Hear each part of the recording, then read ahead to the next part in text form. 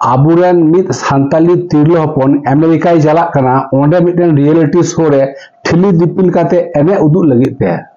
gati ku poilo re aya mucha khoi mi bar katha bun anjom lagi uske बाद video ria last e bun chalaa जोहार गे सानम को गे आसो कने सानम को गे नापाय मेना का पिया और इन नापाय गे मेना का दिया किंतु खूब एक्साइटेड मेना का दिया सोशल मीडिया रे तो सानम को बे जेलदा आदो नगे एक्साइटेड मेना का दिया जे संताड़ा अपना कल्चर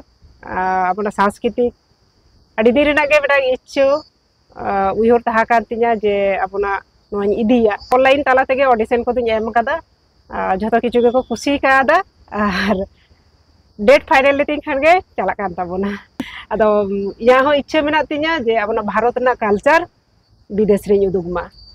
भारत दिसम रेन aburen mit santali tirlo hopon Amerika te chalak kana reality show uduk lagit te ar uniak bhor do pia thili ar 8 lota doho kate uni do ene uduka ar uniak do kan te Bijli Murmu ar Bijli Murmu atu disam to kanta West Bengal Medinipur जिला रिया Salboni block रिया आसमान चौक आतुरे और उनी दो रेंगे गीते आयु बाबा 11 बछर बयस रे किन जामाई गिडी का दिया और उनी दो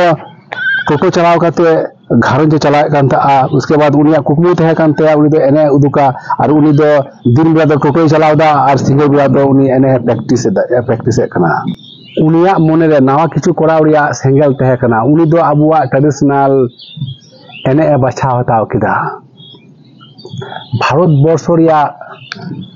अड़ी आमदा जायगा रे उनी दो प्रोग्राम में कराव कदा 2014 साल रे उनी दो नेशनल अवार्ड नाम लिदा उसके बाद बांग्लादेश हो आई प्रोग्राम लगी ते चलाव लना